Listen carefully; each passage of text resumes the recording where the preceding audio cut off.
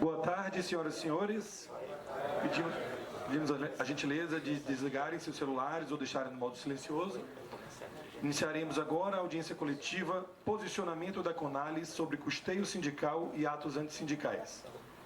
Este evento é promovido pelo Fórum Estadual de Liberdade Sindical, com apoio do Ministério Público do Trabalho no Paraná, Central dos Trabalhadores e Trabalhadoras do Paraná, CTB, Central dos Sindicatos Brasileiros, CSB, Central Única dos Trabalhadores, CUT, Departamento Intersindical de Estatísticas e Estudos Socioeconômicos, DIEESE, Força Sindical do Paraná, Nova Central Sindical de Trabalhadores, MCST, Pública Central do Servidor e União Geral dos Trabalhadores, UGT.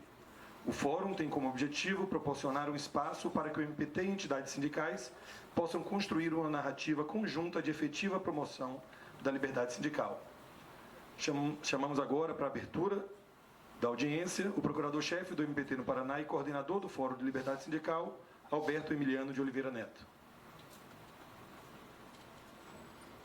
Boa tarde, senhoras e senhores. Antes de saudá-los, seguindo um protocolo do MPT nos eventos públicos, eu vou fazer a minha autodescrição. Né? E quem ri está ferrado comigo.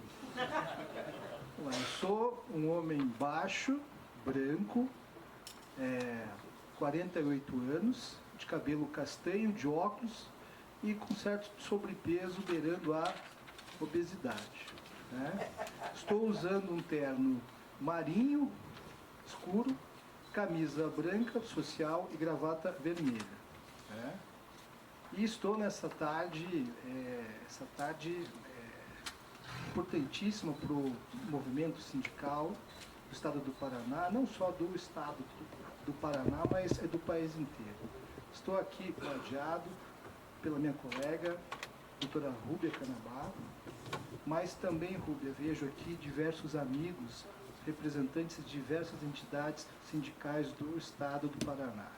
A CEIO, os bancários, metalúrgicos, o Sandro, do DIESE, os guardas municipais. Vejo até o doutor Barranco, que é pai da colega Ana Barranco, e vem aqui representar os comerciários, né? Dentre outros tantos, né? Dentre outras entidades representativas do Estado do Paraná.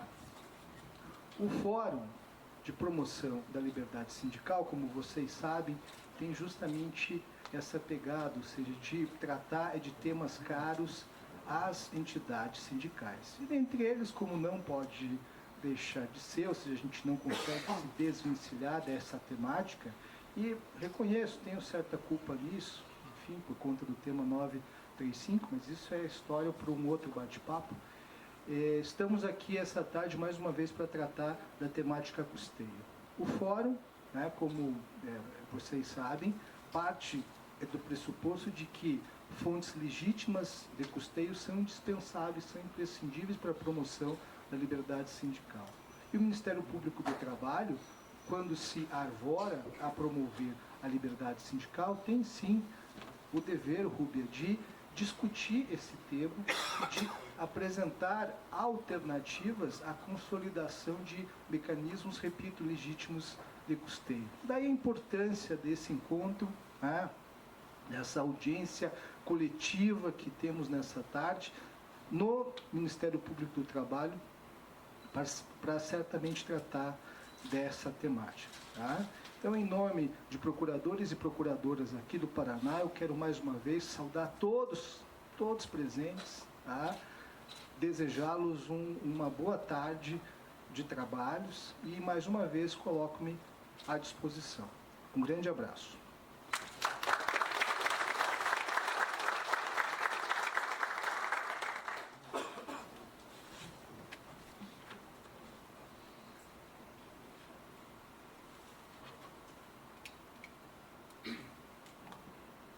Agora passamos a palavra para a coordenadora da CONALES no Paraná, doutora Rúbia Canabarro.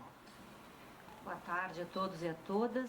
Antes da descrição e antes de avançar, só vou perguntar, André, nós temos já a lista das entidades que serão chamadas para a apresentação antes da minha fala? Sim, eu estou finalizando. finalizando aqui agora. Ok.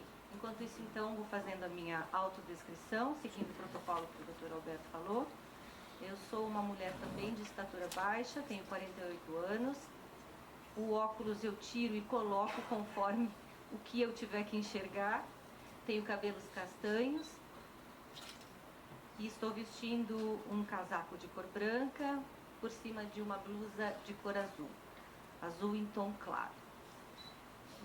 Antes de abrirmos o espaço para que as entidades profissionais e patronais aqui presentes façam uma saudação, eu vou aproveitar esse tempo enquanto o André termina a nossa lista para ir me apresentando também, porque para muitos das senhoras e senhores aqui eu sou novidade.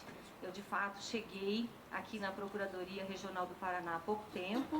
Eu fui removida para cá em setembro do ano passado, depois de ter oficiado por 18 anos na Procuradoria do Trabalho no município de Pelotas, lá no longínquo extremo sul do Rio Grande do Sul.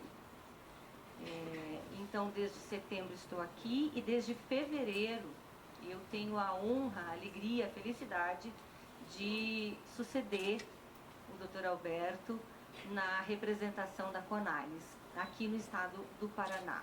Isso só aconteceu porque o Dr. Alberto assumiu a chefia da Procuradoria Regional do Trabalho e precisou se afastar, eu acredito que temporariamente, porque não consigo imaginá-lo distante do universo sindical, se bem me conheço. Gostaria de dizer também que eu sou uma apaixonada pelo mundo sindical. Eu costumo dizer que eu me criei dentro de sindicato. Eu sou filha de advogado trabalhista lá do interior do Rio Grande do Sul, em Santa Rosa, na região noroeste. E desde muito pequena, mas muito pequena mesmo, acompanhei meu pai na lida mesmo nos sindicatos. Acompanhava ele em assembleias, em almoços no interior, nas sedes, não me lembro como chamava, se eram campestres que se chamava, mas existia muito isso lá no interior. Então eu tenho realmente um apreço muito grande, eu considerei uma sorte muito grande ter tido a oportunidade de assumir essa coordenadoria aqui no Paraná. Temos a lista já? Temos. Tá bom o nosso time. Obrigada, André.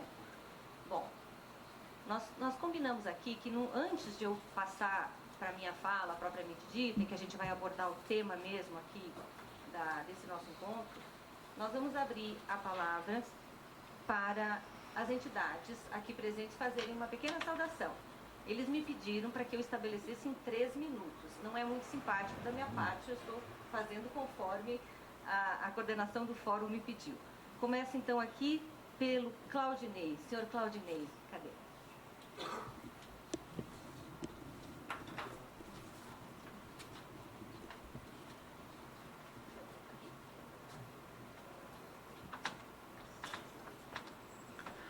Boa tarde a todos e todas, uma satisfação, a mesa já nominada. Estou aqui em nome da FETARP Paraná, Federação dos Assalariados, nesse ato representando o nosso presidente Alexandre, que é o presidente da CTB Paraná. Dizer que é uma honra estar aqui, uma satisfação por um tema muito importante. Eu, pela Federação dos Assalariados, junto à CTB, a gente tem sofrido bastante, como os nobres colegas sabem, porque quando fala da autossustentação do movimento sindical de trabalhadores, que envolve o nosso dia a dia, a nossa prática, a nossa ação, nós dependemos de muitas coisas. E às vezes as dificuldades, eles acabam, quando sofremos os ataques, nós perdemos a nossa mobilidade. E hoje o Paraná tem um peso muito grande, tanto dentro da CTB com as demais categorias, e nós, os rurais, não é diferente. Onde hoje temos praticamente mais de 40% de aproximadamente 250 mil assalariados, sem carteira assinada, por falta de fiscalização e muitas outras coisas que a gente poderia estar praticando. Inclusive, a falta de contratação de assessorias para ajudar um pouco mais o Estado a fazer o seu trabalho. Então, em nome da CTB, em nome do nosso presidente Alexandre, acompanhado do nosso assessor jurídico, Dr. Clodoaldo, agradeço a oportunidade de estar aqui, aguardando esse grande debate. Quando a gente fala das práticas também, né, não só da autossustentação, é importante que a gente também observe as práticas sindicais. É muito fundamental, porque uma prática mal feita, em qualquer rincão desse Brasil, afeta todos nós. Então, nós temos que combater as más práticas para que meia dúzia de gente não fique nos fake, deportando a imagem de todo um movimento sindical, de toda ação, de um trabalho e uma luta que nós enfrentamos no dia a dia. Então, estamos juntos, obrigado e Deus abençoe a todos e que nós possamos ter um grande debate.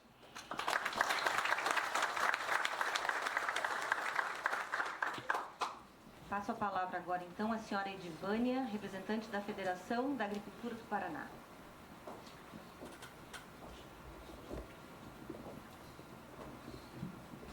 Olá, boa tarde a todos. Eu sou Edivânia, trabalho na Federação da Agricultura. Hoje eu estou representando o Dr. Klaus, que é o nosso assessor jurídico lá, mas ele está em viagem e não pôde comparecer. Mas o que a gente tem a apresentar é que a FAEP trabalha pelo fortalecimento do sistema sindical e é importante que entendamos que o sindicato ele fortalecido é nas duas partes, não é só do trabalhador quanto do empregador. Então, nesse é o nosso posicionamento. Estamos sempre abertos ao diálogo e à conversação. E este momento é importante para que debatamos, com certeza, a sustentabilidade sindical, que é importante para os dois lados. É isso.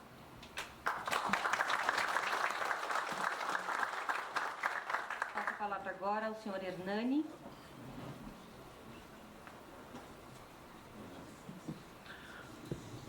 Boa tarde a todos e todas. Boa tarde, doutor Alberto, doutora Rúbia. Vou tentar seguir a praxe que o doutor Alberto tem nos cobrado, né? Então, tenho aí meus quase 105 quilos, 1,75 m, calvo, óculos, moreno escuro, camisa hoje um pouco mais por lilás, calça preta, calço 43. E sou diretor da Federação, diretor-presidente da Federação dos Trabalhadores nas Indústrias de Alimentação no Estado do Paraná. E neste momento, neste ato, junto representando a Coordenação Federativa dos Trabalhadores do Paraná, que é uma das organizações que a gente tem junto com as federações de trabalhadores do Estado do Paraná.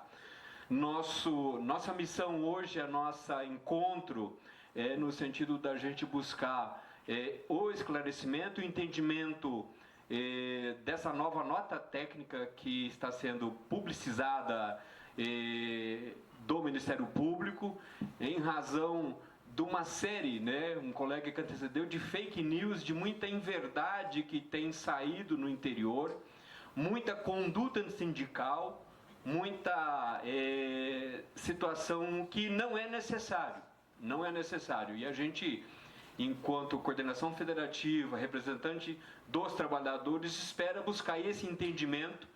Aqui junto, hoje, vejo aqui algumas representações patronais, é isso que a gente quer entender e buscar esse momento de parceria também com as entidades patronais, porque a gente vê, na prática, alguns dirigentes patronais dos N áreas fazendo conduta sindical, dirigente de sindicato, dirigente de federações, e o momento da gente fazer esse encontro, de fazer esse debate, é para harmonizar esse setor, buscar esse entendimento, porque é importante e é necessário as duas partes sobreviverem.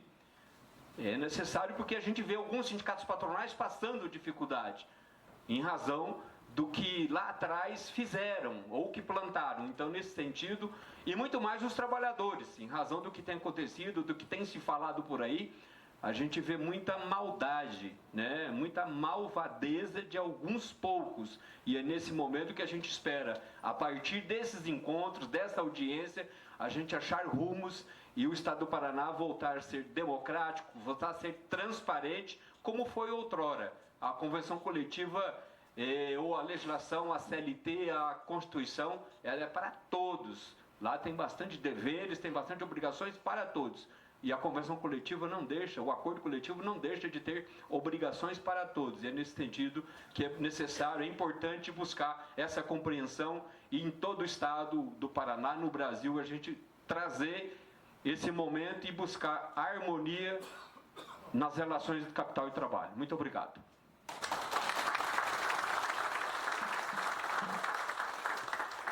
Passaremos a palavra agora à representação da Federação das Cooperativas do Paraná.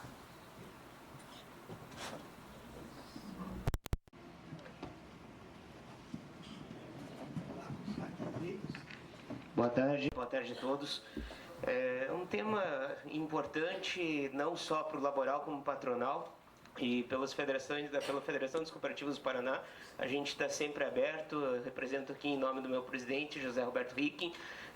O diálogo sempre está aberto e muitos problemas que o laboral tem, os empregadores também têm, a representação dos empregadores também tem. Alguns problemas, algumas dúvidas, algumas vezes a gente já incomodou, o doutor Emiliano está aqui também com algumas audiências para chegar nesse entendimento. Eu acho que o objetivo é esse. O objetivo é sentarmos, construirmos uma mão de via dupla para o melhor fortalecimento de todos aí, inclusive com orientação do próprio Ministério Público do Trabalho. Muito obrigado, estou à disposição. Chamamos agora o senhor Manassés de Oliveira.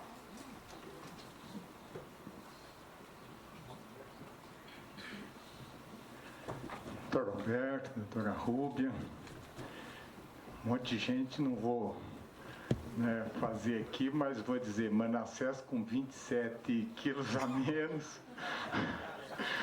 um monte de colegas não me reconhecendo, mas esse foi um esforço e um sacrifício muito grande pela saúde. E esse mês, na próxima semana, com 6.0, e já com muita dedicação, saindo da fase sindical, de dentro do sindicato, e acampando os nossos 221 sindicatos filiados ao GT, a quem eu agradeço aqui hoje, vários colegas aí filiados à nossa central aqui presente, neste debate muito importante, que a gente vem pós-reforma trabalhista sofrendo a cada dia, com esse desfecho e essa desestruturação, das nossas entidades sindicais, daquilo que nós fazíamos no dia a dia, para os nossos trabalhadores, fazendo as homologações, atendendo nos nossos departamentos jurídicos, atendendo em várias modalidades dentro do nosso sindicato, e tiraram, dormimos com a contribuição sindical e acordamos sem ela, mas estamos resistindo e estamos sobrevivendo.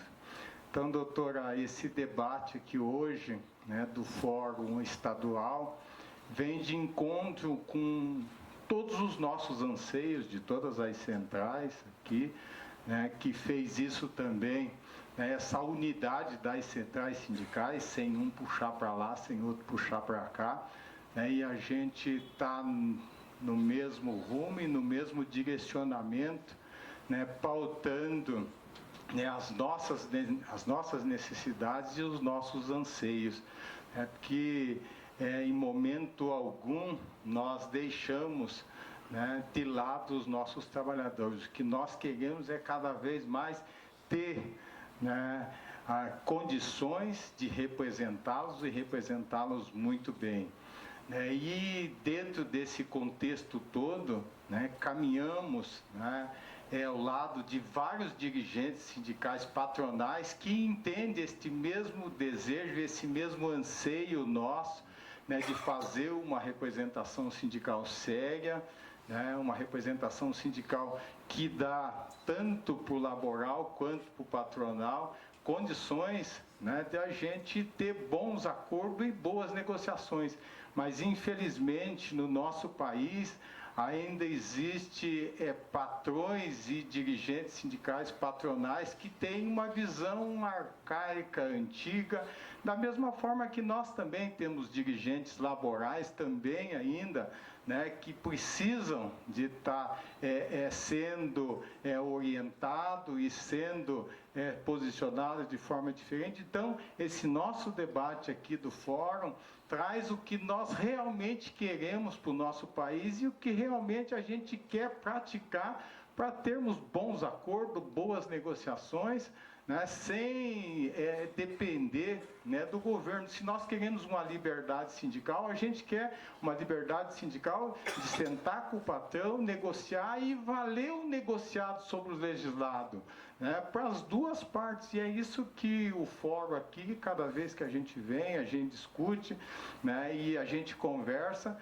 porque se a gente fizer uma boa negociação, se a gente tiver bons encaminhamentos, como a questão do CONALES, que vem tanto a nível nacional como nas discussões que está tendo estadual, e Minas Gerais está fazendo isso lá também, né, com as nossas centrais, com a UGT está debatendo isso lá dentro do Ministério Público, praticamente todos os estados, porque é o movimento sindical brasileiro, né, que passa. E a gente tem, né, um olhar, e a gente mostra para o mundo todo que o movimento sindical brasileiro ainda é o mais organizado em todos os locais, né? Os nossos colegas estão lá na OIT, né, discutindo, né, e o que a gente põe, o que a gente coloca das nossas negociações que a gente faz do país, tem sido referência mundo afora. E nós não podemos perder isso, nós temos que cada vez mais fortalecer. E se fortalece a gente tendo condições, a gente tendo sustentabilidade financeira. Então, meu muito obrigado a todos vocês, né, que vieram aqui hoje para a gente buscar alternativa, buscar saída e mostrar para o Congresso Nacional que o movimento sindical está vivo e que realmente quer dar continuidade com o Ministério Público, com a Justiça do Trabalho, né, e com essa organização sindical, nessa estrutura sindical que nós temos no nosso país. Muito obrigado a todos.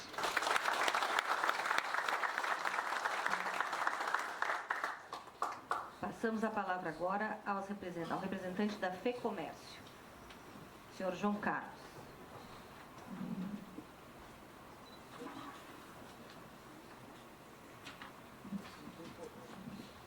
Boa tarde a todos. O tema aqui hoje exposto é de grande importância. Eu só gostaria de informar o Ministério Público do Trabalho que nós temos uma dificuldade em relação a essa questão da contribuição assistencial. A insegurança jurídica a respeito desse tema é enorme. Nós não sabemos o que o Supremo Tribunal vai decidir no âmbito dos embargos de declaração que estão aguardando serem julgados. Então, o que eu posso informar os senhores, o relacionamento que nós temos com os sindicatos dos empregados do comércio, Paraná inteiro, a Federação dos Empregados do Comércio, é excelente. Nós não temos tido problema nos últimos, posso dizer, e com certeza o doutor Barranco está aqui, talvez dos últimos 20 anos. Sempre sentamos, negociamos, tivemos problemas durante a pandemia que foi resolvido com termos aditivos às convenções coletivas, tudo foi resolvido com segurança jurídica. Então, o que nos preocupa hoje é essa questão da insegurança. Então, nós estamos aqui à disposição. É muito importante nós sabermos qual o posicionamento hoje do Ministério Público a respeito dessa questão. Porque os sindicatos patronais sofrem como os sindicatos dos trabalhadores. Nós estamos, alguns sindicatos patronais estão incluindo nas suas convenções coletivas a taxa assistencial com direito de oposição, que é exercido através de correio eletrônico, e-mail, dando total liberdade à empresa se quiser contribuir ou não. o foco hoje dos sindicatos patronais é trazer o empresário ou a empresa como associada do sindicato. Então, esse é um posicionamento que está ganhando força no âmbito da Federação do Comércio. Muito obrigado.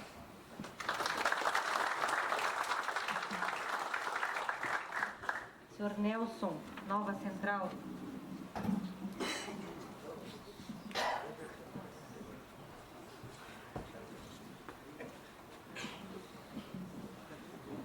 Boa tarde, doutora. O Manassés perdeu não sei quantos quilos, acho que eu que achei. O companheiro Denilson, que é o nosso presidente, está na missão lá no OIT. E é importante, doutora, esse debate, porque a entidade sindical laboral não aguenta mais esta ausência. O companheiro aqui, o patronal, acabou de falar, o tema foi julgado. O tema está julgado. A nota técnica da Conalis é uma sobrevida para nós, porque até agora ainda tentam nos matar por inanição. Bons tempos era aquele, Hernani, em que todos os sindicatos, tanto patronal quanto laboral, sempre buscou um consenso. E é disso que nós estamos precisando, doutor. Porque se você não pensar como eu, você não serve. E nós não estamos aqui querendo tomar nada de ninguém. Eu pedi para o Sandro fazer uma análise de um acordo coletivo que eu fiz, acordo ruim. Repus só a inflação, doutor. 3%. Do ano passado está vigente. 503 de sexta. Somei isso no ano, dá 7 mil e pouco, só nesses 2 itens. E o cara devolver R$50 para o sindicato, não pode. Então, assim, essa nota técnica é importante, porque tem interesse ainda a um Congresso retrógrado, que qualquer movimento que tente esclarecer isso. Está lá uma portaria do trabalho ao domingo, quase mataram o ministro.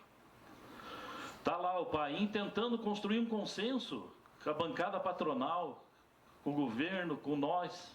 Para quê? Para deixar claro isso. Agora, não dá mais, doutor e doutora, de nós, laborais, continuar trabalhando de graça. Não tem possibilidade. O direito me proíbe de eu receber alguma coisa sem contrapartida. Olha que legal. O acordo, a convenção, vale tudo. Tudo. Vale o banco de horas, vale o salário, vale a compensação, só não vale o desconto. Então, esse monstro que criaram, porque nós não somos o clube, nós representamos a categoria. E se o cara foi negociado, teve benefício, ele tem que pagar, não tem essa. Não é individual, é coletivo, né? Então, é esse que a gente busca, a nova central, junto com as outras centrais, não é de hoje, tem buscado um consenso, mas é primordial que a gente consiga construir e que o patronal entenda também, que não é só a questão da contribuição que não vale no acordo ou na convenção. Um abraço, obrigado.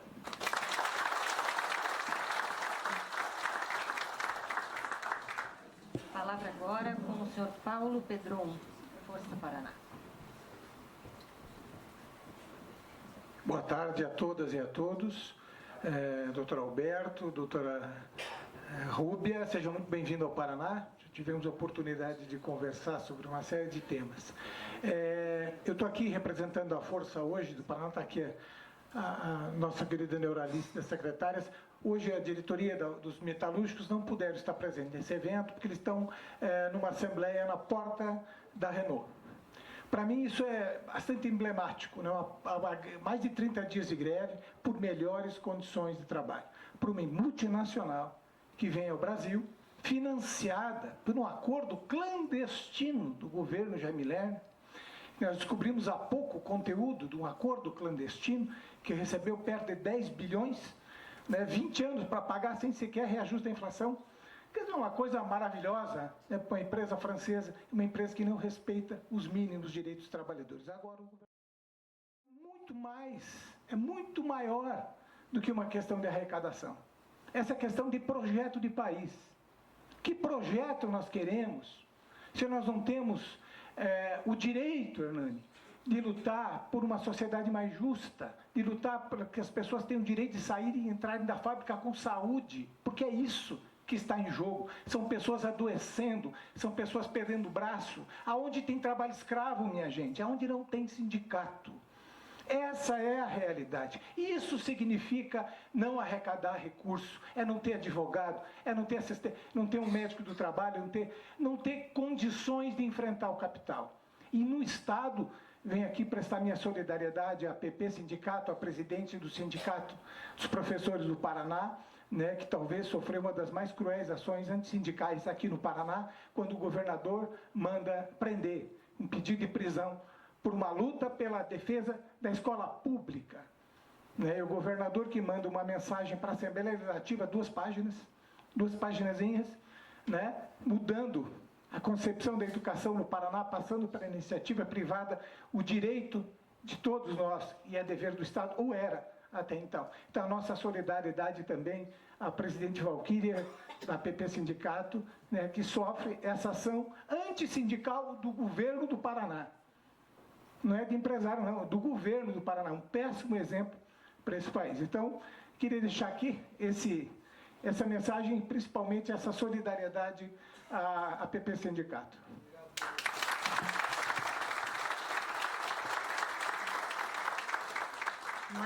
Márcio Keller.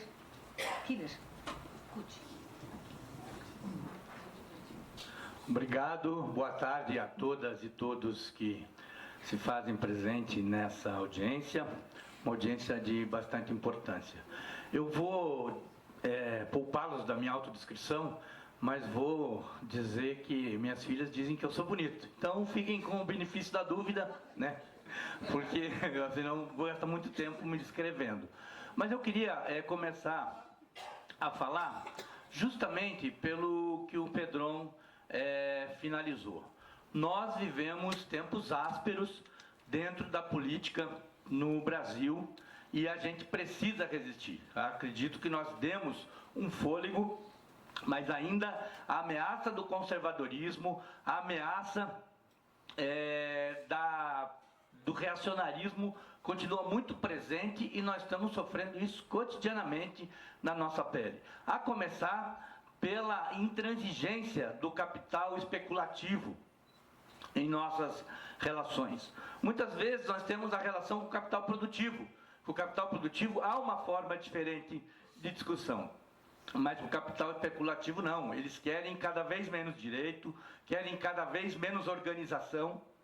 E o objetivo que tinha o governo Bolsonaro era justamente esse. Quem não lembra aqui da medida intempestiva e irrelevante que foi a MP 873, que fez com que nós não pudéssemos descontar os nossos próprios, a nossa própria contribuição nas nossas contas correntes, ou seja, ingerindo no fórum íntimo de cada trabalhador que fez a opção, assinou uma ficha de filiação e autorizou que o sindicato passasse a organizar a luta, e para organizar a luta precisa ter espinha dorsal, e é essa espinha dorsal que é atacada veementemente, porque eles sabem que sem estrutura não tem como fazer a luta. Nós pegamos uma reforma trabalhista que tirou mais de 200 itens da classe trabalhadora e fomos para uma outra luta seguinte, sob a égide da 873, que foi a reforma da Previdência, e ficamos engessados naquele momento. Então, o que nós estamos pedindo não é nada para ninguém. Nós estamos pedindo a liberdade e a autonomia sindical de poder decidir nas nossas assembleias, de poder decidir nas nossas categorias como nós vamos organizar, como a categoria vai autorizar a gente se organizar e fazer a negociação. O que nós não queremos é que se passe a impressão que só existe um lado. O sistema patronal também é um sistema sindical e que tem apoio. Vocês viram esses dias a fala do Jacques Wagner, dizendo quanto vai para a indústria, quanto vai para o comércio, quanto vai para a agricultura, e lá no Congresso se insiste em barrar a nossa organização. E não é dinheiro do governo, é autonomia de liberdade sindical para a gente poder se organizar, estabelecer nas nossas assembleias, sem ter a ingerência de que organizações de fora venham falar o que não devem com relação às categorias. Acho fundamental essa defesa que o Pedrão fez aqui, e nós precisamos todos se posicionar. Todos e todas temos que se posicionar contra as práticas antissindicais. Essa prática antissindical do governo Ratinho, de uma forma também de perseguir uma liderança sindical, e de forma intempestiva, porque já tinha sido votado, tinham passado o rodo lá na Assembleia, aí quer criar um fato político que, ao contrário, só fortaleceu a professora Valquíria, só trouxe a solidariedade dos 4 cantos do mundo, inclusive já foi feita a denúncia na própria OIT, como o Manassés falou, que tem lá os representantes participando da conferência internacional. Então foi um tiro no pé e demonstra que nós não podemos permitir mais as práticas antissindicais. Nós queremos diálogos, queremos conversar, queremos poder sentar nas mesas e queria, nesse sentido, para ir finalizando, reforçar inclusive com as federações patronais que venham se somar com o fórum. Quando nós estabelecemos a dinâmica desse fórum aqui, nós queríamos que tivéssemos uma condição de trazer também as federações patronais para a gente estabelecer algumas coisas que não se consegue trabalhar quando a questão é meramente socioeconômica, mas avançar em alguns temas. Durante a pandemia, nós fizemos diversos esforços para poder ter diálogo e não tivemos, porque o governo sentava com as 7 federações e lá decidia o futuro da classe trabalhadora sem conversar com a classe trabalhadora. Então é isso que a gente pede. O custeio é uma forma de a gente poder sobreviver, assim como também é uma forma das federações patronais sobreviverem. Mas nós não podemos ter 2 pesos e 2 medidas. Nós temos que ter um eixo que aponte para a autonomia e a liberdade sindical e que nós possamos ter as nossas federações, sindicatos organizados e fazendo a luta em defesa da classe trabalhadora. Fecho agradecendo a presença dos nossos sindicatos e federações da base da CUT. Hoje a CUT representa 180 sindicatos, com mais de 600 mil trabalhadores na base e 7 federações. Um grande abraço da Central Única dos Trabalhadores.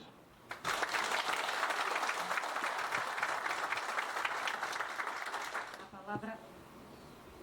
palavra agora está com o senhor José de Fátima Santos.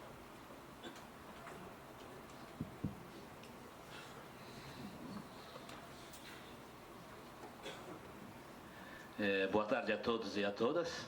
Eu só quero esclarecer aqui que o meu nome de guerra é Santo. Só que de santo não tenho nada, né, professor? Queria registrar aqui, antes da minha fala aqui, o nosso presidente Antônio Neto, da CSB, encontra-se em Genebra, discutindo alguns pontos importantes do mundo sindical, inclusive daquela alteração da reforma trabalhista, onde afetou muitos sindicatos brasileiros e alguns membros que estão dentro da ONU, alguns países que também foram afetados, tá? Então, quero registrar que é o seguinte, a gente tem discutido, tem brigado por uma manutenção sindical, financiamento. O procurador nos conhece muito bem, tivemos algumas brigas aqui, fomos corrigidos, melhoramos, estamos trabalhando sério. E o que eu vejo no dia a dia são sindicalistas que nós sindicalistas, eu me culpo nisso, em vez de nos juntarmos, nos unirmos para uma discussão que venha a agregar o mundo sindical, por exemplo, aqui em Curitiba, no interior, para a gente poder discutir a nossa real necessidade do financiamento sindical, porque veio a contribuição essencial, todo mundo respirou aliviado, mas ninguém sentou para dizer, olha, vamos tentar melhorar, fazer um outro nível, vamos conversar com o Sandro, o Didier, que sempre tem nos auxiliado, o que pode ser feito. Então, eu queria dizer que é o seguinte, se nós sindicalistas, depois desse fórum, depois nós temos aqui algumas premissas dos procuradores, procurarmos nos unir, sentarmos e discutir um meio que nós possamos dar continuidade ao nosso trabalho, porque a dificuldade não é melhor que os senhores para saber que é muito complicado para nós atuar assim. E para finalizar a minha fala, eu quero deixar uma frase que já disseram muitos anos atrás. Eu sou brasileiro, eu não desisto nunca. Obrigado.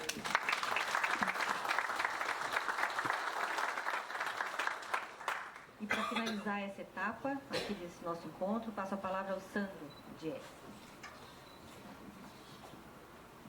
Primeiramente, boa tarde a todos e a todas. É um prazer estar aqui com vocês.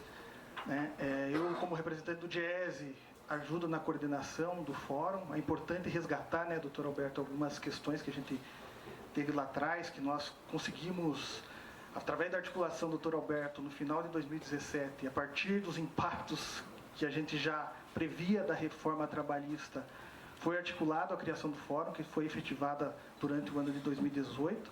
Durante esse período a gente fez várias atividades, não sei se vocês recordam, 2018, 2019, a gente foi para o interior, doutor Alberto? Fazer várias audiências, fizeram vários seminários discutindo vários temas, E agora a gente está tentando retomar isso, que a questão da pandemia acabou dando uma quebrada. Apesar de a gente ter feito várias atividades nesse período de pandemia, e mesmo pós-pandemia, a gente perdeu o fôlego. E agora a intenção nossa é a gente retomar os trabalhos do fórum em temas importantes, Começando com essa discussão do custeio sindical, que já foi comentado aqui. E é importante destacar, eu não sou advogado, mas pelo que eu conheço, a partir da reforma trabalhista você criou uma anomalia na legislação brasileira, porque você mantém na Constituição a obrigatoriedade do sindicato representar todos os trabalhadores, e os trabalhadores não têm a obrigatoriedade de pagar sindicato. É um negócio absurdo. O trabalhador se beneficia com a negociação coletiva que tem valor de lei, só que ele não precisa pagar. É a mesma coisa, você está num condomínio, você faz parte do condomínio, mas você não quer pagar o condomínio. Então é um negócio absurdo o impacto da reforma, porque você acabou com a questão da obrigatoriedade da contribuição sindical, sem regulamentar nenhuma outra forma de financiamento sindical. Então você criou uma situação muito complicada que está em debate até hoje e que fragiliza. E é importante também a gente ter, por outro lado, a ideia é que, se a gente for olhar, analisar no mundo, qual economia desenvolvida não tem um sindicato, um movimento sindicato forte? Que não tem uma democracia forte? Se você tem um movimento sindical fragilizado, você tem uma democracia fragilizada. Você tem um país fragilizado. E a gente, olhando os dados econômicos do Brasil, a gente observa que o Brasil precisa avançar muito. A gente tem uma renda muito baixa, a desigualdade extremamente alta, concentração de renda absurda. Então a gente precisa avançar.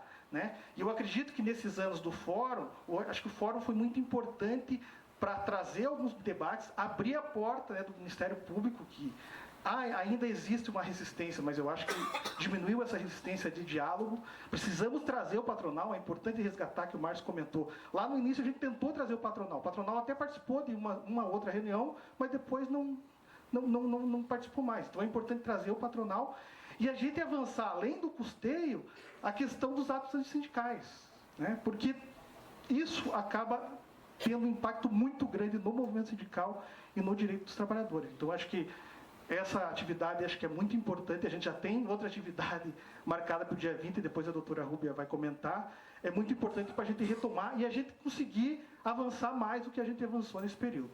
Então, eu desejo a gente ter uma atividade produtiva, com sucesso, e um prazer estar aqui com vocês. Obrigado.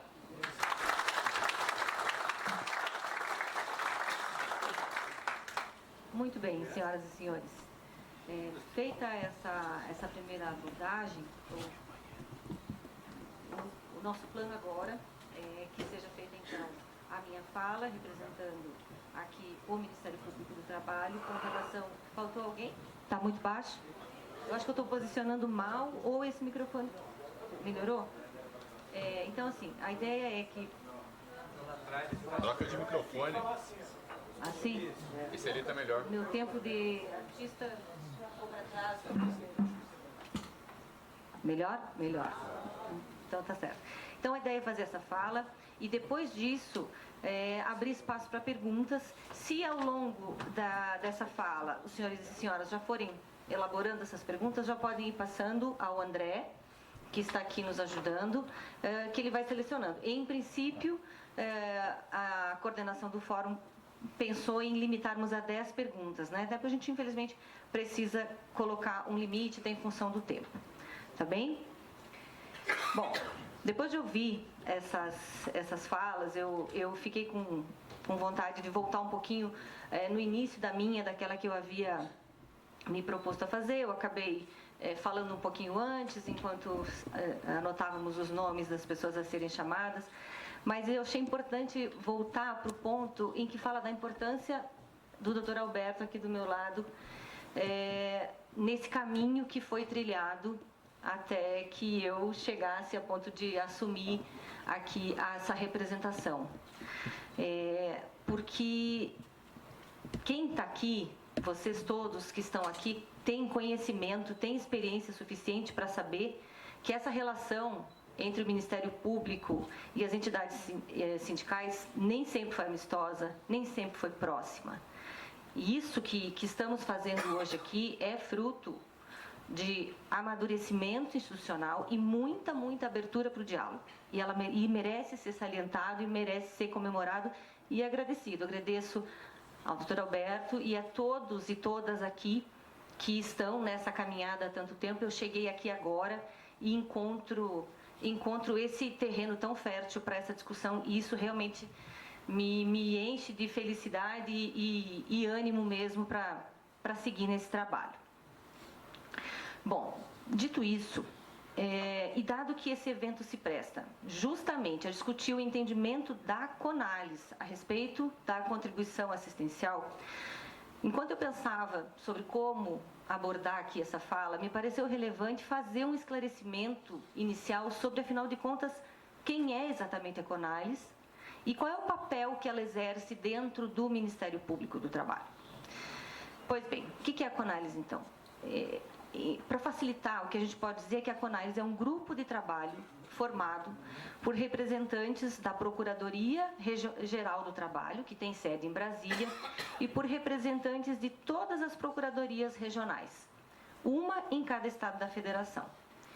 E esse grupo é voltado a estudar, aprimorar, instrumentalizar e, sobretudo, fomentar a atuação uniforme do MPT em todo o país, de modo a defender a liberdade sindical, a buscar a pacificação dos conflitos coletivos de trabalho, a combater os atos antissindicais, a assegurar o direito de greve, atuar como mediador nos conflitos coletivos de trabalho e a incentivar a negociação coletiva como forma de melhoria das condições sociais dos trabalhadores.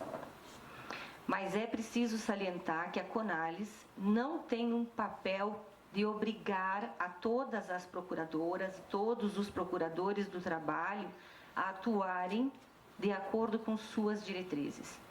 Uma vez que, por previsão constitucional, cada membro do Ministério Público tem independência funcional, o que significa dizer que pode agir de acordo com as suas convicções, claro que desde que dentro dos limites legais e constitucionais. Mas é inegável, em virtude do princípio da unidade da instituição e também pelo respeito ao trabalho desenvolvido historicamente pelos integrantes dessa coordenadoria, assim como de outras coordenadorias existentes no âmbito do Ministério Público, que existe uma forte tendência ao acatamento das suas orientações. Então, sim, o que é decidido no âmbito da CONALES repercute de forma muito efetiva na atuação de todos os procuradores e procuradoras do trabalho.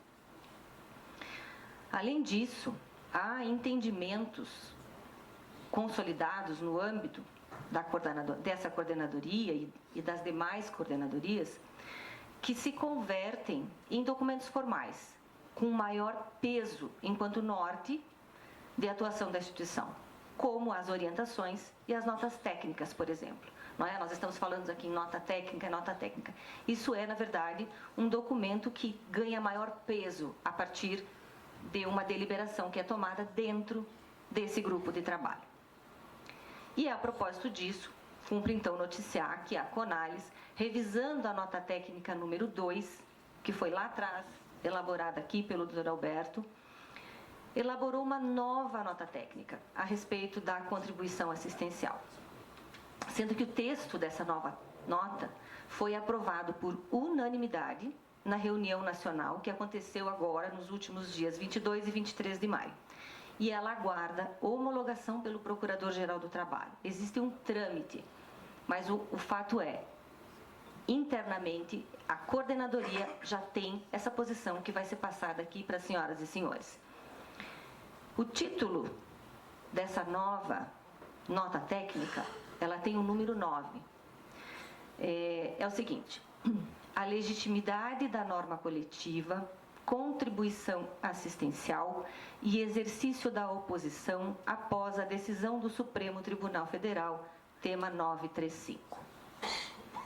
Esse é o título, então, desse documento que nós estamos esperando ansiosamente a homologação. E qual é o objetivo, não é? Por que é que a Conalis se movimentou intensamente novamente no sentido de elaborar esse documento, de consolidar esse entendimento? O objetivo é garantir a proteção do direito fundamental de liberdade sindical, especialmente da legitimidade das negociações coletivas, no que diz respeito às contribuições estabelecidas em acordo coletivo ou convenção coletiva de trabalho. O foco é esse, é fazer prevalecer a negociação. Dito isso, também me parece importante abordar 2 pontos. Tudo sempre no sentido de fazer com que tenhamos cada vez mais argumentos e mais elementos para fundamentar as nossas discussões. Primeiro ponto importante foi abordado aqui, eu não saberia dizer agora, acho que foi o Nelson, que já deu uma pincelada nisso, é a importância de fazer essa relação entre a contribuição assistencial, que é uma importantíssima fonte de custeio das entidades sindicais, sobretudo após o fim da obrigatoriedade da contribuição sindical, com ato antissindical. É importante, num primeiro momento, fazer essa relação. E depois, então, no segundo momento, me proponho aqui a abordarmos especificamente o que é que a Conalis propõe para esse novo momento em relação ao tema. Como ponto de partida, me parece que é preciso ter em mente que a liberdade sindical é um direito reconhecido e assegurado pela Constituição Federal de 1988 e pela Ordem Jurídica Internacional, e pode ser resumido da seguinte forma: é um direito assegurado a todas as trabalhadoras e a todos os trabalhadores de constituírem, organizarem e administrarem, sem prévia autorização do Estado e sem qualquer tipo de ingerência dos empregadores e de terceiros, organizações para a defesa de seus interesses e direitos, assim como de se filiarem a essas organizações, tendo como única condição os limites definidos pelos respectivos estatutos, a Constituição Federal e outras normas legais. Como se vê, a administração, a gestão livre do sindicato, sem ingerência do Estado, nem de ninguém de fora, é uma das facetas da liberdade sindical. E o custeio, a gestão financeira, está diretamente relacionada à administração. Portanto, é da essência do princípio da liberdade sindical o direito dos trabalhadores e trabalhadoras organizarem a administração, inclusive financeira, de suas organizações, sem ingerência de autoridades públicas e com proteção contra interferências de empregadores. Ademais, é importante lembrar sempre que a capacidade econômica da entidade sindical profissional tem relação direta com a potencialidade da sua atuação. Isso também foi falado aqui, já foi trazido. A contratação de bons advogados, contadores, em alguns casos negociadores, móveis, mídias sociais, computadores, cursos, realização de seminários, assembleias, campanhas salariais, protestos, greves, despesas com empregados, enfim, toda a infraestrutura para bem atender a coletividade de trabalhadores e trabalhadoras depende do quanto se arrecada e do quanto se tem em caixa. Eu fiz questão de manter essa lista. No primeiro momento, falei, que chato ficar repetindo, ficar citando, mas é isso, a gente precisa olhar para isso. Os trabalhadores, as trabalhadoras, a sociedade precisa entender o que custa manter um sindicato, o que é necessário para que um sindicato possa existir e possa negociar à altura da força dos empregadores. E quando se age para reduzir essa capacidade, se está tolhendo a liberdade sindical, e isso é ato antissindical.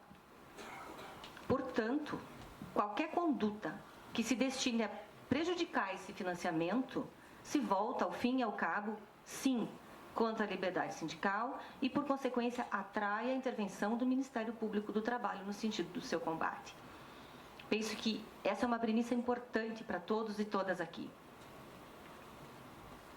Entendido esse ponto, enfim, relembrado, imagino que para muitos seja apenas relembrar, reforçar, vejamos então qual é o posicionamento da CONALES quanto à contribuição assistencial propriamente dita e especialmente quanto ao exercício do direito de oposição, que é onde está a grande pedra no sapato atualmente. Que não adianta de nada haver a previsão, a possibilidade de fixação dessa contribuição, inclusive de não associados, se existe um verdadeiro estímulo ou uma facilitação do direito de oposição. A novidade a possibilidade de criação, então, por decisão em assembleia, né, de norma coletiva fixando contribuição para a obtenção de recursos para o custeio da negociação e da luta coletiva por todas as pessoas incluídas na categoria, sindicalizadas ou não, já é pacificada pelo Supremo Tribunal Federal por meio do tema 935. A novidade, enfim, por assim dizer, está no que se refere ao direito de oposição.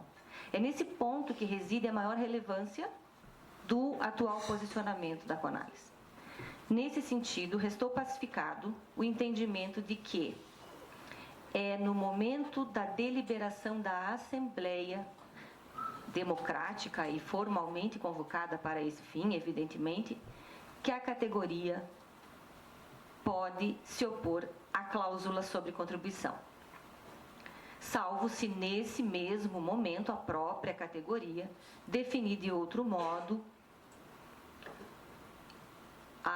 a expressão da oposição.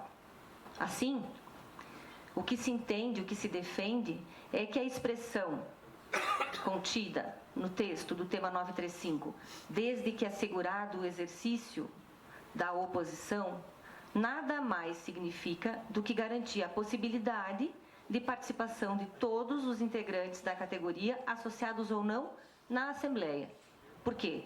Porque o que prevalece é a decisão da categoria em Assembleia. Com isso, está garantido o direito da oposição. Portanto, a expressão contida na tese do tema 935, desde que assegurado o direito de oposição, não quer necessariamente significar a imposição do exercício da oposição de forma individual e posterior à Assembleia. E quais são os fundamentos desse entendimento? Como foi que a CONALES chegou a esse resultado? Essencialmente, 3 pontos me parecem importantes aqui. O primeiro deles é a obrigatoriedade de o poder público respeitar a vontade da categoria manifestada em Assembleia.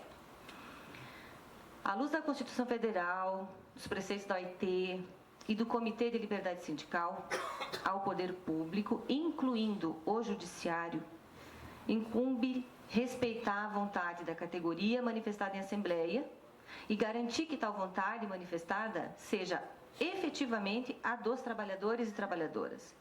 Assim, havendo respeito ao procedimento formal de convocação e realização da Assembleia, não cabe ao poder público adentrar no mérito da deliberação sobre valor, percentual, amplitude subjetiva da contribuição, forma, tempo e local da oposição, entre outros aspectos. É retomar, é valorizar a decisão assemblear. Outro ponto, outro fundamento dessa conclusão diz respeito a algo que foi também trazido aqui, que é a aplicação obrigatória da norma coletiva a todo e qualquer integrante da categoria profissional. É da essência das normas coletivas a produção de efeitos para todos os integrantes da categoria, independentemente do desejo pessoal do trabalhador de se vincular à entidade sindical por ato de vontade. Em outras palavras, as cláusulas fixadas em norma coletiva, acordo ou convenção, incidem sobre o patrimônio jurídico dos integrantes da categoria respectiva, profissional e econômica, independentemente da vontade individualmente considerada quanto aos trabalhadores ou dos patrões atingidos. Nessa lógica, assim como não é dado ao trabalhador recusar a aplicação de uma cláusula que lhe agrada, também não lhe é dado recusar a aplicação da cláusula referente à contribuição assistencial. A lógica é a mesma. É esse entendimento que a gente precisa buscar. A contribuição negocial instituída em acordo coletivo ou convenção coletiva é, portanto, igualmente aplicável a todos os integrantes da categoria, como todas as cláusulas desse acordo coletivo ou dessa convenção coletiva. O terceiro ponto é a prevalência do interesse coletivo da categoria e não da vontade individual do trabalhador. A rigor do disposto no artigo 613 da CLT, o sindicato, enquanto ser coletivo, querendo ou não, tem a incumbência, a obrigação, o encargo, o dever e, com isso, todo o custo decorrente e necessário para bem agir em favor de uma coletividade de trabalhadores que a lei determina que ele represente. É a chamada representação erga omnes, contra todos. Integrou aquela atividade, aquela categoria profissional será representada por aquele sindicato. Disso se percebe que no contexto brasileiro, a vontade individual dos trabalhadores deve sim se submeter à vontade coletiva nas negociações sindicais, pelo simples fato de os sindicatos representarem toda a categoria, independentemente da filiação. O que pode resultar, queira o trabalhador ou não, a despeito da sua vontade, tanto em benefícios quanto em flexibilização de direitos trabalhistas. Isso significa dizer que o fato de um trabalhador não estar filiado a um sindicato não impede que ele seja impactado pelas decisões coletivas tomadas em assembleia, uma vez que tais decisões afetam a toda a categoria profissional que lhe pertence. O privilégio da vontade individual do trabalhador propicia, na verdade, uma antissindicalidade, com o consequente enfraquecimento da coletividade. É fundamental que não se abra espaço para a submissão do coletivo ao egoísmo de uma vontade individual caronista, que só pega carona na parte que lhe convém, que só quer os benefícios que a luta sindical lhe alcança, sem contribuir para a estrutura que permite essa luta. Afinal, sob o prisma do interesse coletivo, todos os trabalhadores, repita-se, inclusive os não associados, são beneficiados pela negociação coletiva e pela atuação sindical. Assim sendo, com base nessas premissas, que a CONALES propõe, então, uma atuação dos seus membros e membras de acordo com as seguintes diretrizes, já finalizando. A primeira diretriz: a deliberação da Assembleia dos Trabalhadores é soberana, cabendo ao poder público, inclusive o Ministério Público do Trabalho, respeitar a vontade da categoria ali manifestada, limitando a atuação a fim de evitar ingerência indevida à liberdade sindical aos aspectos formais ligados à realização da Assembleia, visando ao controle formal da democracia sindical e do procedimento de convocação, sem entrar no mérito da deliberação sobre regulação da contribuição em si, seja quanto ao valor, sobre a forma de exercício da oposição, seja quanto ao momento. A atuação do Ministério Público deve se focar à legalidade formal. É preciso garantir que todos os trabalhadores e trabalhadoras possam participar da Assembleia e que tenham conhecimento das deliberações que serão tomadas nessa Assembleia. Outro ponto é a sugestão de que notícias de fato, ou seja, as denúncias que versem sobre o alcance subjetivo de cláusula de contribuição assistencial negocial, quer dizer, aquela denúncia do trabalhador que vem dizer: eu não concordo, eu não quero sofrer esse desconto, eu não entendo correto. A orientação é que essas denúncias não têm uma relevância coletiva a ponto de gerarem a tutela do Ministério Público do Trabalho. O trabalhador que se sentir individualmente atingido pode sim questionar, mas não via Ministério Público do Trabalho. E para finalizar, existe também o entendimento de que os termos de ajuste de conduta firmados e as ações civis públicas ajuizadas anteriormente à luz de outro entendimento, com intuito a respeito desse assunto, podem ser revisadas. Sendo, inclusive, existe uma recomendação para que isso seja feito de modo a adequar ao entendimento atual da CONALES, observados os procedimentos e processos legais cabíveis, evidentemente. Dito isso, deixa eu só verificar se tem aqui mais uma. Ainda só para finalizar. O entendimento é que demanda a atuação do Ministério Público a prática de ato antissindical consistente em ato ou fato de o empregador ou terceiro de coagir, estimular, auxiliar e ou induzir o trabalhador a se expor ou resistir ao desconto de contribuições legais, normativas ou negociadas ou de qualquer espécie. E para finalizar, o ato ou fato do empregador exigir, impor e ou condicionar a forma, o tempo e ou o modo de exercício da oposição. A exemplo de casos como a apresentação perante o departamento pessoal da empresa ou de modo virtual, conforme entendimento da orientação número 13 da CONALES. Esse é um resumo do que ficou decidido e eu agradeço imensamente a todos e a todas pela atenção.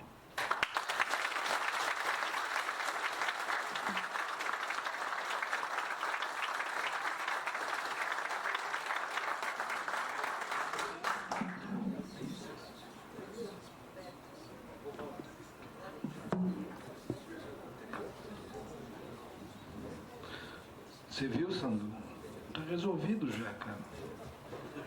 A doutora Rubia é melhor do que eu. Muito melhor, muito mais competente. Olha, gente, a Rubia disse tudo aquilo que eu penso e tudo aquilo que eu concordo. Ainda que eu tenha restrição a essa ideia da oposição, eu acho que a nota técnica, desde que aprovada, é perfeita. Agora, eu acho que aqui é pertinente fazer uma mensagem ao sindicato patronal, às entidades patronais, assim, porque esse me parece um ponto importante que diz respeito a tudo aquilo que a gente vem discutindo nesses últimos 4, 5 anos. A negociação coletiva tem que ter valor, né? Esse me parece um ponto que muitas vezes é desconsiderado em relação ao custeio sindical. Ao que me parece, a cláusula de custeio tem menos valor do que as outras cláusulas. Ora, se vocês decidiram a cláusula de custeio, eu não vejo como os empregadores que integram a categoria patronal possam querer interpretar aquela cláusula de forma diferente. Eu acho que esse tem sido um ponto que, de certa forma, implica na dificuldade de implementação dessa cláusula. E também na prática de atos antissindicais. Quando eu digo que eu sou contrário ao direito de oposição, é porque a oposição é o espaço propício para a prática de atos antissindicais, essa coisa da cartinha. Que manda a cartinha, daqui a pouco a empresa, não, vamos facilitar, a gente tem um modelo pronto e tal, daí vai 50 cartinhas iguais, 100 cartinhas iguais, e o sindicato dá de ombro, não recebe, dá um problema maior, enfim. Mas assim, independentemente disso, quero me parecer que o sindicato patronal, a federação, enfim, deve ter essa preocupação em dar valor às cláusulas convencionadas. e não, digamos, incentivar a eventual interpretação contrária por parte das empresas que integram a categoria. O Supremo, ao que tudo indica, né, em que pese essa pendência dos embargos, vai consolidar essa tese. E por que eu entendo que vai consolidar? Porque as entidades sindicais precisam ter uma fonte de financiamento. Não é possível que a gente mantenha no modelo constitucional a unicidade, a exclusividade de representação sem fonte de custeio. Tem como. E achar que não, os próprios filiados vão ser capazes de custear a entidade sindical. Isso não é possível. Porque, em regra, tirando o caso do Manassés, que tem plano médico lá, o número de filiados é infinitamente inferior àqueles que integram a categoria. Da mesma forma, o sindicato não pode negociar só para quem é filiado, ele tem que negociar para todo mundo, gente.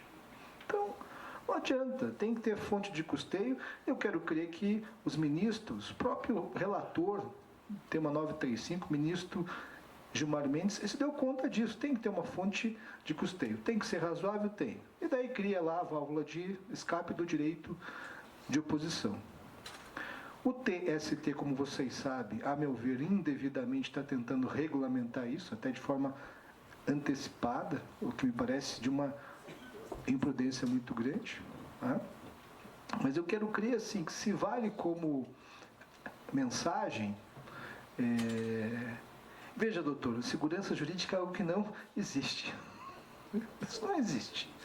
Não é no direito do trabalho, no direito sindical. É o que não existe em lugar nenhum. Matéria civil, tributária, penal, pega lá. Questão da matéria penal. O Supremo decide de uma forma, depois decide de outra. Execução da pena, dentre outros temas. Então, assim, segurança jurídica a gente nunca vai ter. Mas, ao que me parece, o Ministério Público do Trabalho sinaliza que não vai ficar batendo nessa tecla. Ou seja, as entidades profissionais e patronais, em regra, não vão ter problema com o Ministério Público do Trabalho. Então, gente, o negociado tem que prevalecer. Claro, em critérios razoáveis, é óbvio. Não se justifica uma cláusula de custeio desproporcional. Ninguém está falando de confisco, né?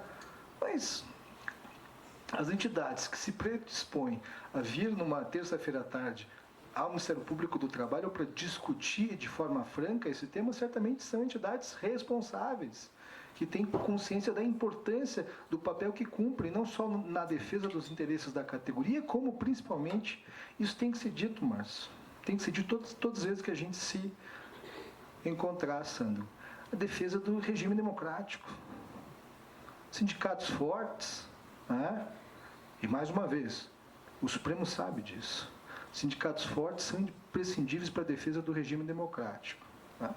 Então, negociem, definam o percentual da cláusula de financiamento, tanto profissional quanto patronal, definam como vocês querem fazer a oposição. Definam. Eu tenho minhas dúvidas que o Supremo vai entrar nessa minúcia. Em relação ao TST, eu não sei, mas eu quero crer que o Supremo não vai dizer como que a oposição tem que ser feita, em quantos dias, qual o prazo, por carta escrita, por AR e tal. Eu duvido que eles façam isso. Entendeu? Então, eu acho que enquanto o Supremo não decidir, enquanto não transitar em julgado tema 935, né, eu quero crer que vocês têm que negociar, têm que definir não só o percentual, como a oposição. Querem definir por cartinha? Definam. Querem definir por assembleia? Definam. Façam como tem que ser feito. Mas façam, que não dá para ficar nesse impasse. Tá?